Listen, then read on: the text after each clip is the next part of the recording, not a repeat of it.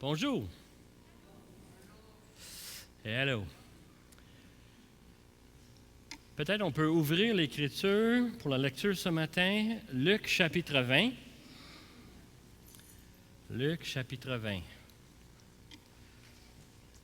On continue notre série dans Luc. Et la semaine passée, Nick nous a partagé Luc chapitre 20. Et nous sommes maintenant à verset 27. Peut-être on peut tourner à Luc chapitre 20, verset 27.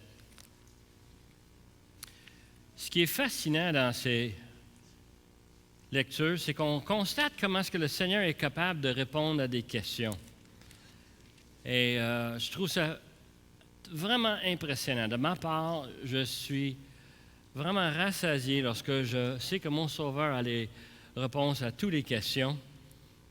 Et justement, nous sommes dans ce passage merveilleux, Luc chapitre 20, versets 27 jusqu'à 40. Quelques-uns des Sadduciens qui disent qu'il n'y a point de résurrection s'approchèrent et posèrent à Jésus cette question. « Maître, voici ce que Moïse nous a prescrit.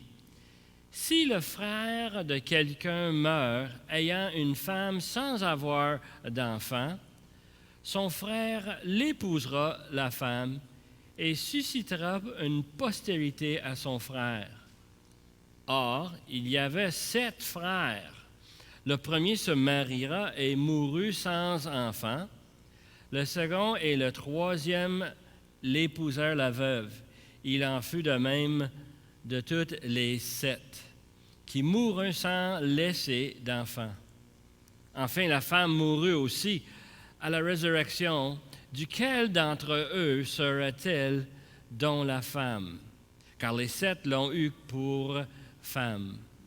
Jésus leur répondit, « Les enfants de ce siècle prennent des femmes et des maris, mais ceux qui seront trouvés dignes d'avoir part au siècle à venir et à la résurrection des morts ne prendront ni femme ni mari, car ils ne pourront plus mourir, parce qu'ils seront semblables aux anges et qu'ils seront fils de Dieu, étant fils de la résurrection. Que les morts,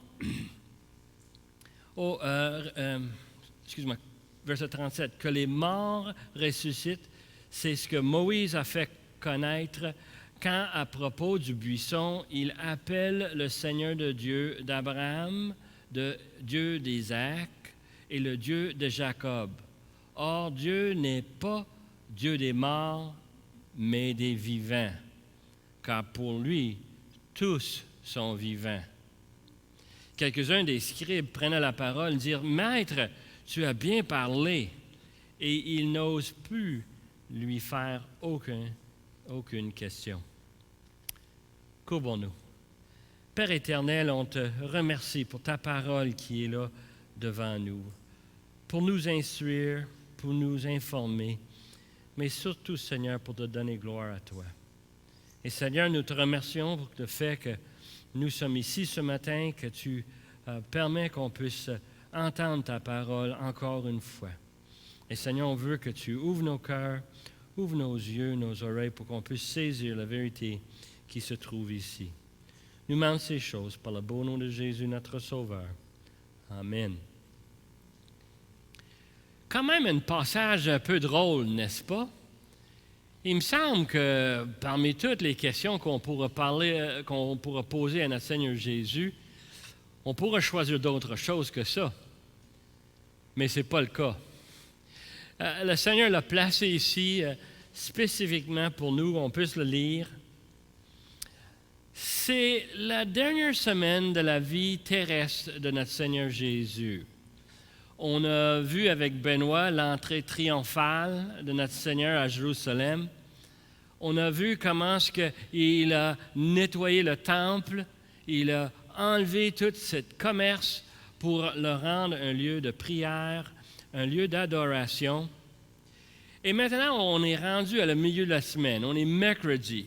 C'est déjà très avancé. Il ne reste que 2 jours avant que notre Seigneur va être crucifié par les Romains. Et les Juifs se promènent avec la foule en train de lui poser des questions, en essayant de le trébucher.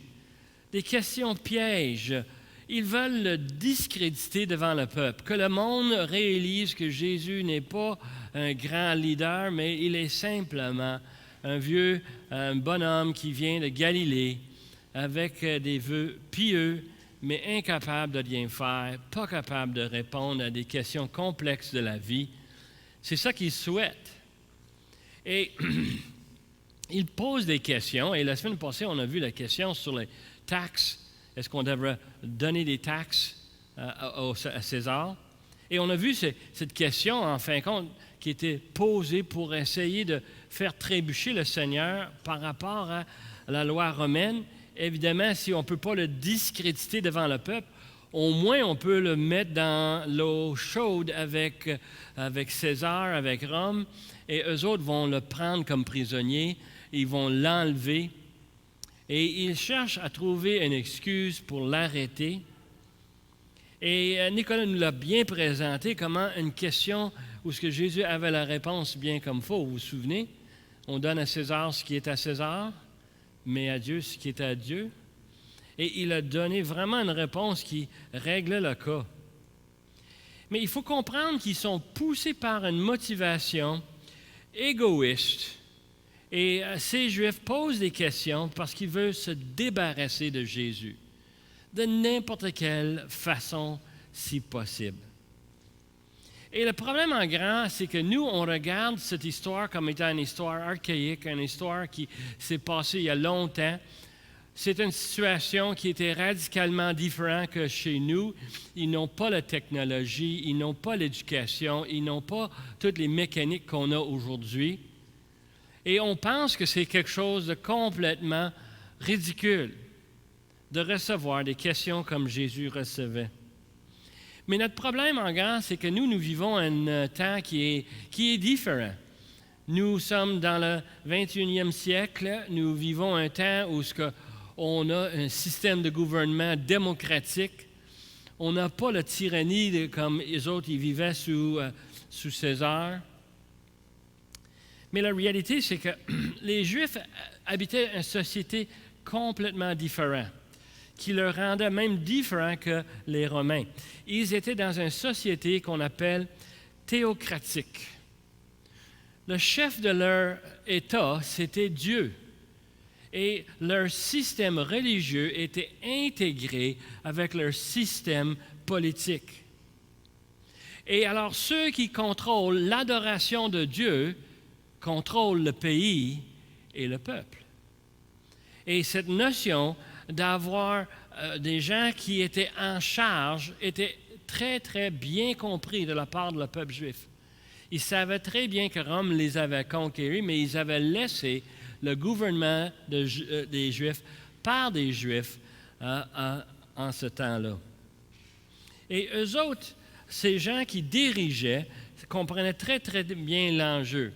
Ils se disaient en eux-mêmes, si on peut contrôler le peuple, on va tout avoir. Et ils sont poussés par leur désir de servir eux-mêmes. Ils ont un désir d'avoir des choses comme ils le veulent et ils vont servir de l'adoration de Dieu pour le faire. Ils vont servir de la loi de Dieu. Now, pour vous montrer ça plus clairement, lorsqu'on a eu la résurrection de Lazare, quelques semaines auparavant, à Béthanie, vous vous souvenez très bien l'histoire, Lazare est devenu malade, il était mourant, et Marie et Marthe ont envoyé un messager à notre Seigneur Jésus pour qu'il vienne guérir Lazare. Et Jésus a dit à ses disciples, c'est pas un problème, on va y aller, mais pas tout de suite. Il a retardé 4 jours avant qu'il s'est présenté, et évidemment, Lazare était mort. Et les sœurs de Lazare sont en deuil. Ils sont en train de pleurer sur le départ de leur frère. Et notre Seigneur voit cette tristesse. Il vient, vous vous souvenez très bien de l'histoire, et il va ressusciter Lazare. Et dans Jean chapitre 11, où ce qu'on trouve ce récit, on arrive à verset 45, où ce qu'on lit, plusieurs des Juifs étaient venus vers Marie, évidemment pour le consoler, et ils virent ce que fit Jésus, crurent en lui. Et je comprends, si je voyais quelqu'un qui était capable de ressusciter, quelqu'un qui était mort, enterré, il me semble que son histoire serait pas mal convaincante, n'est-ce pas? Moi aussi, je pense que j'aurais cru en sachant qu'il est capable de ressusciter les morts. Mais, verset 46, « Mais quelques-uns d'entre eux allèrent trouver les pharisiens et leur dire ce que Jésus avait fait. Alors les principaux sacrificateurs et les pharisiens se pressèrent pour aller adorer Jésus. » Non, c'est pas ça que c'est écrit. Ils assemblèrent le Sanhédrin et dirent, « Que ferions-nous? Car cet homme fait beaucoup de miracles. Si nous le laissons faire, tous croiront en lui et les Romains viendront détruire notre ville et notre nation. » Le mot pour ville ici, c'est le mot place. La ville où ce qu'on faisait, l'adoration, c'était Jérusalem, la ville. C'est logique de le traduire comme ça. Mais la réalité, c'est qu'il est en train de traduire qu'il va changer le système qui est ici, notre système, notre place, notre position. Et il voit ici qu'ils sont en train de faire un complot. Qu'est-ce qu'on peut faire pour débarrasser de Jésus? Et dans ce même passage, l'un d'eux, Caïphe, qui était souverain sacrificateur cette année-là, leur dit, « Vous n'y entendez rien. Vous ne réfléchissez pas qu'il est dans votre intérêt qu'un seul homme meure pour le peuple et que la nation entière ne périsse pas. » Tu sais bien qu'est-ce que Caïphe était en train de dire. Écoute, s'il faut, on va lui enlever la vie. On va lui enlever cette influence qu'il a sur le peuple pour pas qu'il les enlève de nous. Dans ce récit, dans Jean 11, on parle du Sanhédrin. Et c'est important de comprendre c'est qui sont ceux de la Sanhédrin. Pour eux autres, c'est le gouvernement des Juifs. Le Sanhédrin comprenait 70 hommes, des hommes instruits, des hommes importants. Dans le Sanhédrin, on trouvait 3 sortes de personnes. Des pharisiens, des scribes, des gens qui connaissaient la loi. On trouvait aussi des Hérodiens. Les Hérodiens étaient des amis du roi Hérode, qui était le gouverneur du province. Et évidemment, lui avait beaucoup d'influence. Il n'était pas un juif, il était un homme d'ailleurs, mais il était nommé par Rome comme gouverneur. Et il avait beaucoup d'influence. Et ces gens-là se collaient à Hérode pour avoir leur part de cette influence. Et évidemment, avec cette influence, ils pouvaient se remplir les poches avec beaucoup d'argent. Les Hérodiens, c'était des matérialistes. Dans notre langage aujourd'hui, c'est des gens qui ne vivaient que pour les biens matériaux d'aujourd'hui. Et c'est eux autres, justement, qui ont posé cette question la semaine passée.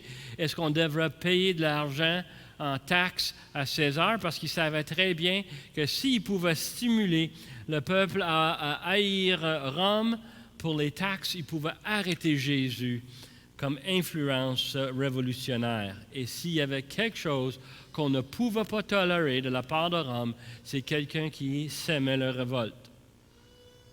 Now, on parle des pharisiens, des hérodiens, mais le troisième groupe, très important, c'était les principaux sacrificateurs. Et on a un autre nom pour eux autres, c'est des Sadduciens.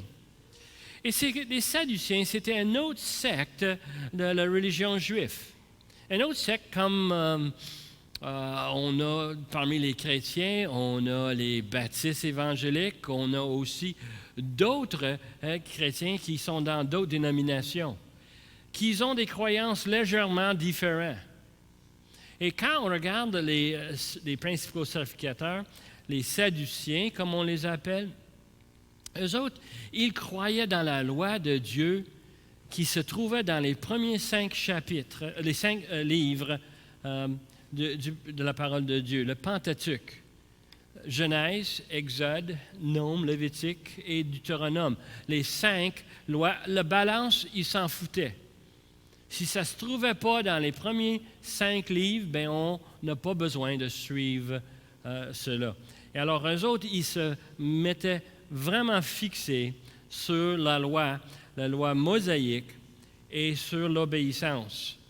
Joséphus nous dit dans ses écrits que les Sadduciens étaient les plus sévères dans toutes les différents sectes religieux des Juifs. Eux autres suivaient la loi littéralement comme c'était écrit. Et c'était eux autres qui posaient la question en passant, voilà 2 semaines, de quelle autorité Jésus venait nettoyer le temple, enseigner le peuple. Parce que pour eux autres, ils avaient une autorité qui était donnée dans le Pentateuque. C'était des Lévites. Ils avaient le droit de gérer le sacrifice qui se faisait à Jérusalem. Jésus n'avait aucun droit. Et eux autres se voyaient comme étant privilégiés. Il faut comprendre que ceci leur donnait énormément d'influence sur le peuple, énormément d'opportunités à faire de l'argent. Ils étaient riches, comme vous ne pouvez pas imaginer. Ils étaient bien situés en termes de position et de pouvoir. Et c'est eux autres qui arrivent en posant cette question par rapport à l'interprétation d'un passage dans l'Écriture. En lisant, on découvre que cette question est une question qui a été débattue depuis longtemps entre les pharisiens d'un côté qui disaient qu'il y avait une résurrection et avec les Sadduciens qui disaient qu'il n'y en avait pas.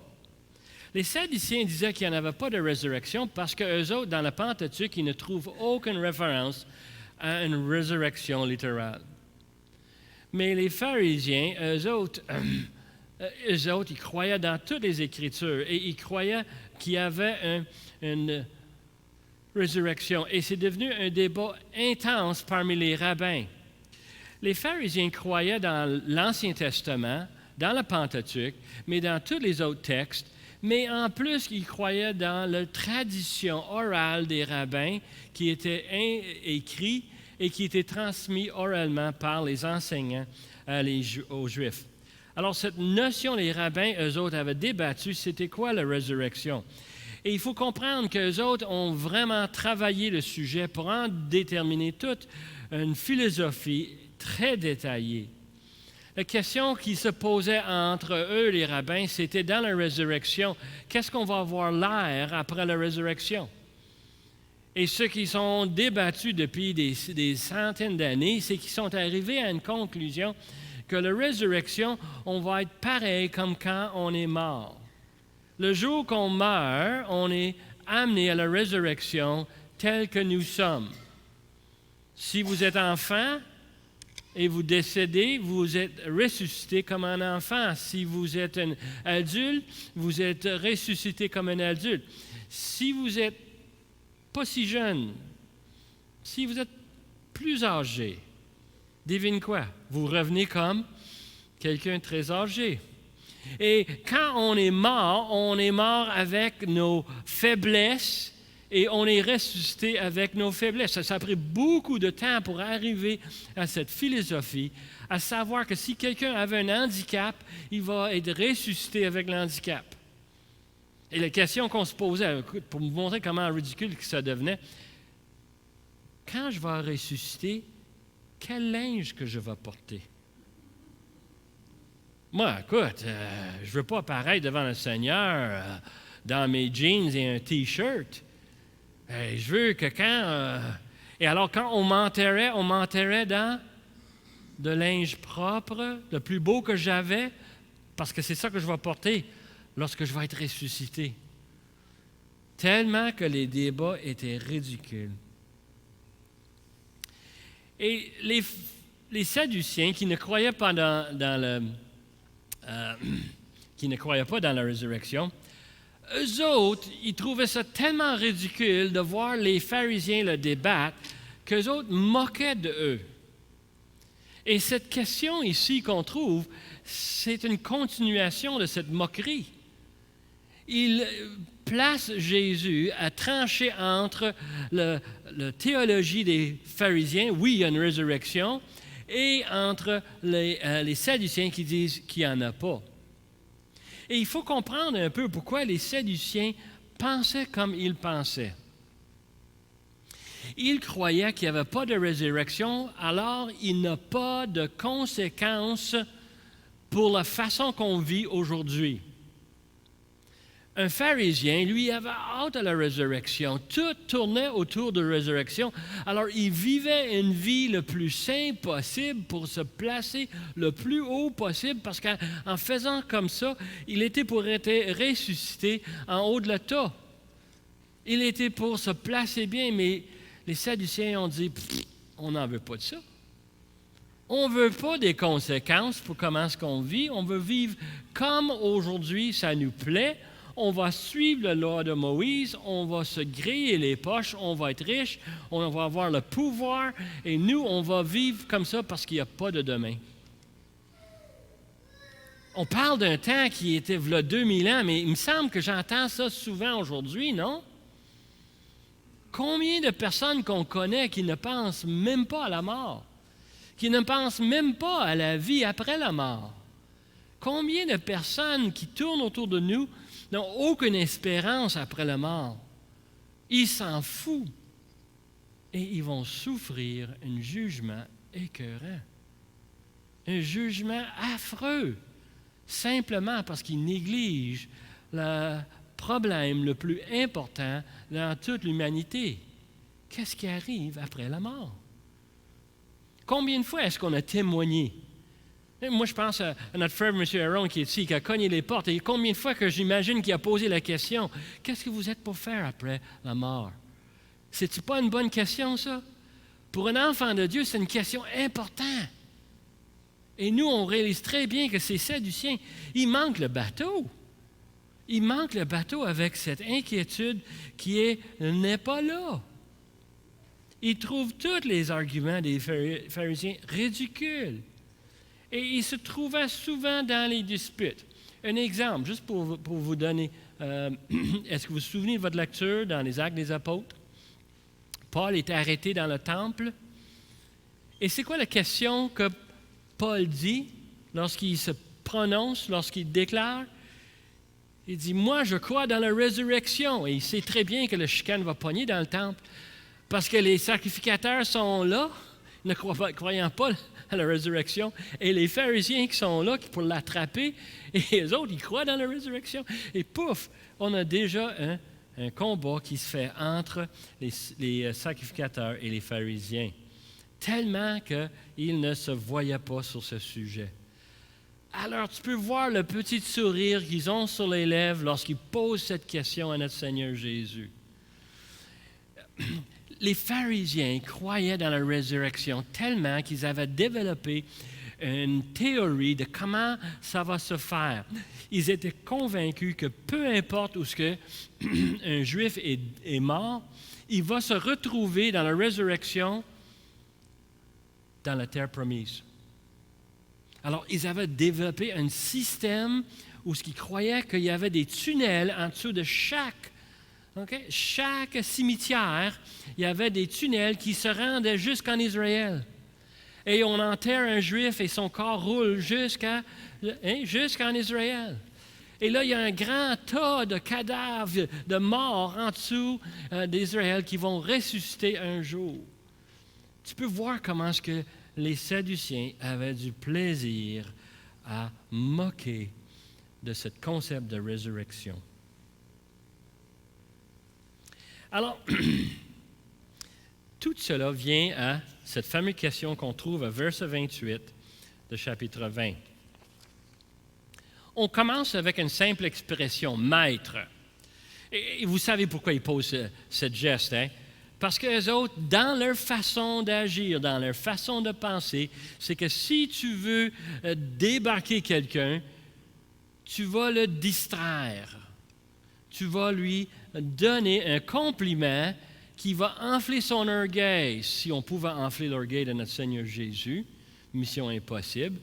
Maître, voici ce que Moïse nous a prescrit. Si le frère de quelqu'un meurt ayant une femme sans avoir d'enfant, son frère l'épousera la femme et suscitera une postérité à son frère. Or, il y avait 7 frères. Le premier se maria et mourut sans enfant. Le second et le troisième l'épousèrent la veuve. Il en fut de même des 7 qui moururent sans laisser d'enfant. Enfin, la femme mourut aussi à la résurrection, duquel d'entre eux serait-elle donc la femme? Car les 7 l'ont eue pour femme. Ce qu'on lit, cette question n'est pas la première fois qu'il se pose. Cette question, ça a l'air que c'était posée assez souvent entre les Sadduciens et les pharisiens pour leur taquiner. Les pharisiens le prenaient au sérieux. Ils essayaient de trouver une logique pour comprendre parmi les 7 lequel, avec quel. Et vous pouvez voir les arguments, n'est-ce pas? Bien, c'est le dernier, évidemment. Parce que le dernier est mort en étant marié à elle. Et puis tu peux voir quelqu'un d'autre pour dire oui, mais le premier, lorsqu'il est mort, il était marié à elle aussi. Et tu peux voir où est-ce que ça pourra partir, tout un débat ridicule. Les Sadduciens citent Deutéronome chapitre 25 et verset 5. Ils le citent avec précision.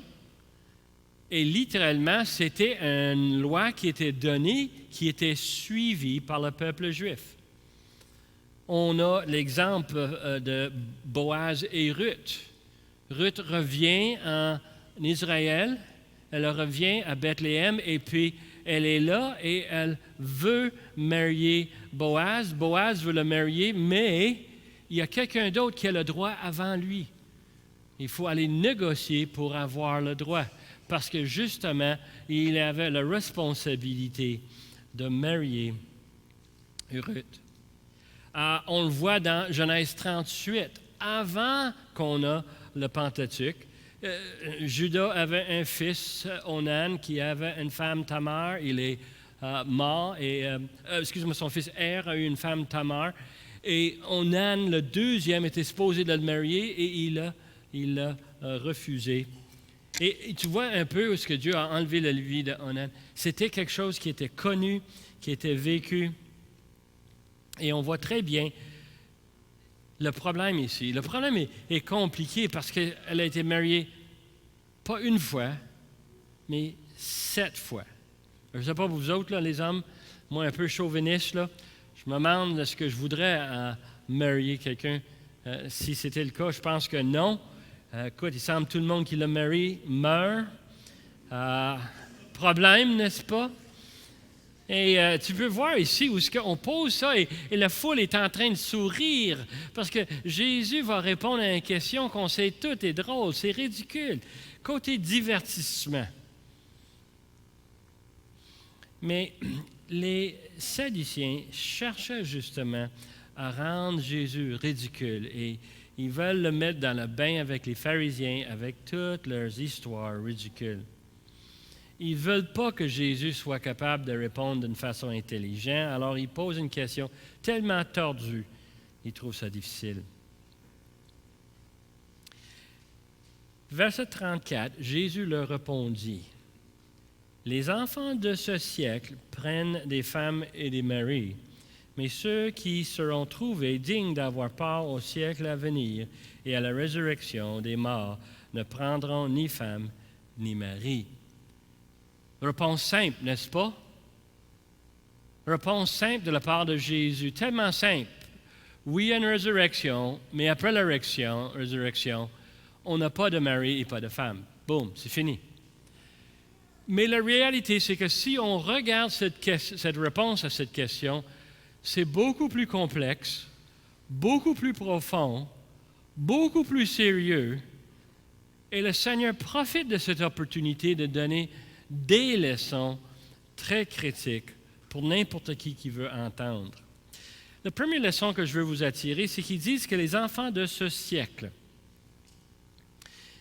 Ce siècle, c'est une expression qu'on se sert dans le Nouveau Testament pour parler d'un temps courant présent.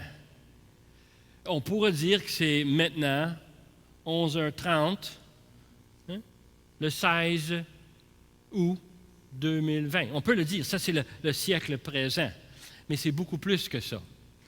C'est le temps dans lequel nous vivions. Pour moi, ça représente mes 65 ans. Pour quelques-uns de vous autres, un petit peu plus, pour d'autres, un petit peu moins. Mais ça, c'est votre siècle présent. C'est le temps présent, courant. Mais c'est aussi une représentation de tout le temps de l'humanité. Du moment qu'Adam a été créé jusqu'à temps que le dernier va être ressuscité, on parle ici d'un temps courant où ce que l'homme vit sur la terre. Le siècle présent, le système présent. Le système présent comprend les choses très agréables. Par exemple, nous, les maris qui ont une femme, c'est quand même assez agréable, n'est-ce pas? D'avoir un conjoint qui nous partage la vie. C'est quelque chose de béni. C'était quelque chose de normal. Et on a une femme pour plusieurs raisons, n'est-ce pas? On peut avoir une femme pour la procréation des enfants, parce que nous ne vivions pas éternellement. On a des enfants qui vont prendre notre place. Et moi, comme grand-père, je peux te dire, je suis tellement content que Dieu nous a donné ce système parce que moi, j'ai des petits-enfants qui vont prendre la place de mes enfants. Et je les vois en action déjà, en train de grandir, en train d'apprendre sur ce qui est le Seigneur Jésus-Christ, qu'est-ce qu'il a fait pour nous. Moi, c'est un sujet qui me donne la joie au cœur comme tu ne peux pas savoir. C'est le privilège de se marier, d'avoir des enfants. Le mariage est une opportunité d'expérimenter l'interdépendance. Moi, je suis capable de tout faire moi-même. Et là, mon épouse arrive en arrière et elle me donne un coup de main. C'est gênant un peu, hein? Je ne peux pas me vanter de tout ce qu'elle fait. Je peux simplement rendre gloire à Dieu que Dieu m'a donné quelqu'un sur lequel je suis dépendant et quelqu'un qui, en passant, est dépendant sur moi. Cette notion de relation entre deux personnes, d'amitié, de bonheur, d'expérience vécue. Ça, c'est le temps de ce siècle. Et nous, on se marie, on se donne nos enfants en mariage. C'est un sujet de joie, de bonheur. Mais ceux qui vont avoir peur au siècle à venir, un siècle à venir n'est pas le même temps. Ce n'est pas le temps futur. Ce n'est pas le mois de septembre en 2020. Non, non, non. C'est plus loin que ça. C'est un temps à venir, un siècle différent. Il faut comprendre très rapidement que quand on regarde notre vie aujourd'hui, quand on regarde le Nouveau Testament, quand on regarde l'Ancien Testament, on parle d'hommes sur la terre, mais Jésus ici parle d'un temps dans le futur où ce qu'on va avoir une résurrection, où ce qu'on sera changé, transformé, et les choses ne seront plus pareilles. Les choses vont être radicalement différentes. Je m'excuse, chérie, on ne sera pas mariés au ciel. C'est dommage. Je l'aime beaucoup, mon épouse, mais j'ai hâte d'être avec le Seigneur. Et je sais qu'elle aussi, elle a hâte. Cette situation est importante. Jésus est en train de leur dire, vous avez mal compris les Écritures.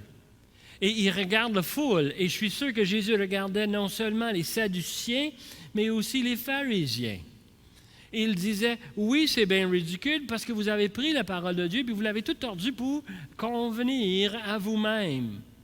Convenir à votre petit cerveau tout petit qui a une pensée limitée, qui a un cœur déchu, qui est influencé par le péché. Jésus est en train de dire, c'est pas comme vous pensez. Et c'est une des choses qui est très importante comme enfant de Dieu, lorsqu'on ouvre les Écritures, quand on lit les Écritures, Seigneur, montre-moi qu'est-ce que toi tu veux. Montre-moi comment les choses vont être d'après toi, pas d'après moi, pas d'après mon opinion, pas pour quelque chose qui est convenable pour moi, pas pour mon bonheur, mais parce que Seigneur, je veux ce que toi tu veux, ce que toi tu as déterminé. Je veux que ta volonté soit faite. Non, il pose une question, il pose une réponse à cette question avec quelques éléments importants. Par exemple, caché là-dedans, il dit « Mais ceux qui seront trouvés dignes d'avoir part au siècle à venir. » Wow! Il y en a qui ne sont pas dignes. Et tu peux voir les pharisiens qui, ils se pétaient les bretelles. Ils disaient, oui, nous autres, on est dignes. On suit la loi fidèlement, pas juste le Pentateuque, toute l'Écriture. Nous, on est dignes. Comme enfant de Dieu, quand je lis ce passage, je le vois un peu différent, n'est-ce pas? Qui est digne? Personne.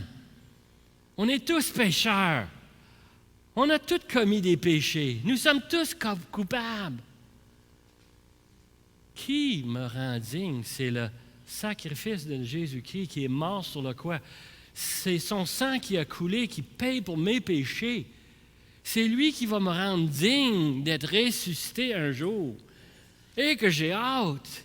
Pourquoi? Parce que je ne suis pas digne, mais Jésus m'a rendu digne. Est-ce que Jésus a rendu toute cette foule-là, ce jour-là, digne? Probablement pas. C'est dommage. Mais ceux qui sont dignes, ils vont vivre quelque chose radicalement différent. Ils vont avoir un avertissement à partir de là où ce que Jésus a dit, est-ce que tu es digne? Seulement ceux qui croient dans Jésus pour le pardon de leurs péchés. Ils ne prendront ni femme ni mari. Ils n'auront pas la même relation. Tout va être différent. Tout différent de ce que nous avons présentement ici.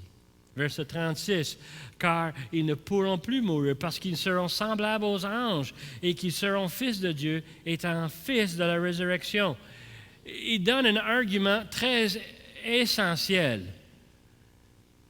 Une des choses qui va distinguer ce siècle présent avec ce siècle à venir, c'est que l'absence de quoi?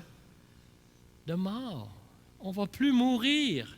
On n'aura plus besoin d'enfants pour garder la population en fonction. Pourquoi? Parce qu'on va être encore là. On n'aura plus besoin d'avoir des funérailles. Pourquoi? Parce qu'on n'aura plus de mort. On n'aura plus besoin. C'est un temps radicalement différent. Une transformation d'être semblable aux anges. Et il prend l'expression « fils de Dieu ». C'est intéressant, cette expression en grec voulait dire « fils », et nous, on pense en termes de celui qui est né dans nos bras le 21 octobre 1979, un petit bébé qu'on va appeler Nicolas. C'est ça qu'on pense quand on pense « mon fils ». Mais ce n'est pas ça que ça voulait dire en grec. Ce n'était pas un fils en termes de naissance, mais en termes d'essence. Lorsque vous voyez Nicolas, vous voyez une partie de moi. Je m'excuse, OK? Lorsque vous me voyez, vous voyez une partie de Marcel Côte-Noire. Je m'excuse. On a vécu cette situation. Et je vois souvent les gens, et on voit les gens, on dit « Ah, t'es le fille ou le fils d'un tel. » On sait parce qu'on a des similarités. Ça pourrait être dans la coupe de cheveux. Mais ça peut être plus profond que ça, n'est-ce pas? Et ça pourrait être le fait que ces gens qui vont être dignes de cette résurrection vont être transformés pour être quoi? Semblables aux anges, mais avec quoi? Les caractéristiques de Dieu, d'avoir la vie semblable de Dieu. Marcel m'a amené faire du camping. Moi, j'ai amené mon Nicolas faire du camping. Nicolas, il amène Samuel faire du camping. C'est dans nos chromosomes, c'est dans nos gènes, c'est comme ça qu'on pense. On expérimente le plaisir ensemble à faire des choses. Et nous, on sait très, très bien que Dieu va nous donner une vie comme lui a une vie. On va partager une éternité avec lui, vivre avec lui, chez lui. Et nous, on sera fils de Dieu. Non, Jésus va confirmer la résurrection avec une référence dirigée vers les Sadduciens. Les Sadduciens ne voient pas d'autre chose que le Pentateuque. Et Jésus va dire, correct, moi je peux travailler avec ça. Lui qui l'a inspiré, lui qui l'a donné à Moïse à écrire, il sait très bien qu'est-ce qui est dedans et il va leur sortir un passage pour leur montrer la résurrection. Et devine qu'est-ce qu'il choisit? Il choisit Exode chapitre 3. Exode chapitre 3, Moïse est rendu pas mal bas. Lui qui était prince en Égypte est maintenant berger dans le désert. Il voit un buisson qui est en feu, qui n'est pas vraiment spécial, mais le fait qu'elle ne soit pas consumée, il est curieux. Il s'approche, et qui est-ce qu'il rencontre dans le buisson ardent qui brûlait? Mais l'Éternel. Et l'Éternel s'identifie comme étant le Dieu d'Abraham, le Dieu d'Isaac, le Dieu de Jacob. Il ne dit pas « j'étais le Dieu d'Abraham, j'étais le Dieu d'Isaac ». Il y avait un temps où j'étais le Dieu de Jacob. Non, il ne dit pas ça. Il dit « je suis le Dieu d'Abraham ». Pourquoi? Parce que devant l'Éternel, Abraham, Isaac et Jacob sont toujours vivants. Ils sont toujours dans sa présence. C'est des hommes qui étaient dignes de cette deuxième vie, cette vie éternelle. Ils sont vivants devant l'Éternel. Ils sont vivants pour l'éternité. Oh boy, moi je veux avoir ce même privilège. J'espère que vous autres, vous désirez ce même privilège, d'être présent, d'être avec le Seigneur. Et Jésus prend cette question ridicule, il vire ça bout pour bout, puis ils ont dit, vous autres, là, vous ne lisez même pas et vous interprétez même pas la parole de Dieu comme il le faut.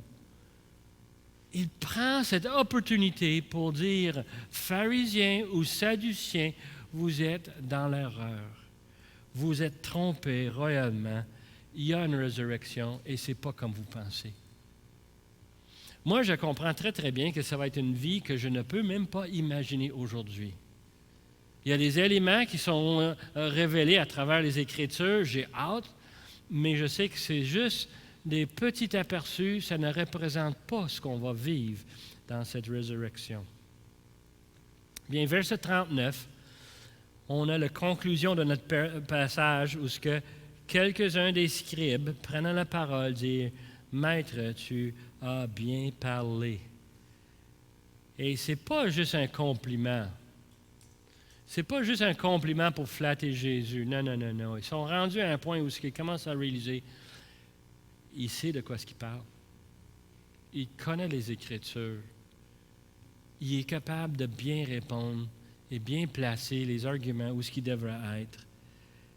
C'est vraiment celui à qui on ne veut pas poser des questions. Et verset 39 nous dit, verset 40 nous dit, il n'ose plus lui faire aucune question. Jésus va continuer à enseigner. Il va enseigner ses disciples. Mais les Sadduciens ne reviennent pas pour poser des questions. Ils ne peuvent pas. Ils sont mal pris. Ils sont vraiment mal pris entre une éternité merveilleuse et une existence courte d'après leurs propres désirs. Ils sont préoccupés par les choses du monde.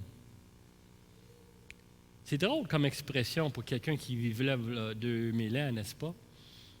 Mais on peut en parler long et large des gens aujourd'hui qui sont préoccupés par les choses de ce monde. Que ce soit l'argent, que ce soit la famille, que ce soit la politique, que ce soit la maladie. On peut être tout préoccupé par les choses de ce monde et oublier, être distrait d'une réalité qu'il y a une résurrection qui s'en vient. Une résurrection importante pour chacun de nous. Une résurrection duquel quelques-uns des gens précieux à nous ont déjà goûté. Et on a eu le privilège de voir passer plusieurs personnes chères à nous, mais qui avaient cette confiance dans le Seigneur et qui pourraient venir témoigner aujourd'hui, oui, la résurrection est merveilleuse.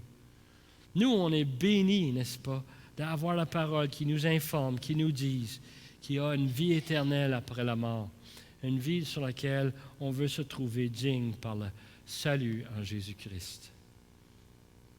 Moi, je trouve ça triste que ces Sadduciens ont continué à vivre comme ils ont vécu, qui sont mourus et ils sont trouvés devant un jugement éternel. Tellement triste. Nous avons une espérance pour l'au-delà. Prions. Seigneur, on veut te remercier pour le privilège qu'on a de te connaître, de savoir que tu nous as aimés avant la fondation de ce monde et tu nous as choisis et tu as envoyé ton Fils mourir pour nous, payer nos péchés. Seigneur, nous sommes bénis de savoir qu'il y a une résurrection. Et cette résurrection qui va nous amener à une vie radicalement différente, une vie merveilleuse avec toi. Sans péché, sans la mort, sans maladie, sans blessure. Seigneur, on veut te donner gloire et honneur ce matin. Et on veut que, Seigneur, que tu mettes sur nos lèvres cette bonne nouvelle qu'il y a une résurrection après la mort, qu'il y a une espérance. Et que nous, on puisse en témoigner aux gens autour de nous, nos voisins, nos collègues de travail, nos amis, nos membres de famille. Que l'Évangile soit toujours sur nos lèvres. Seigneur, nous prions ces choses par le beau nom de Jésus. Amen.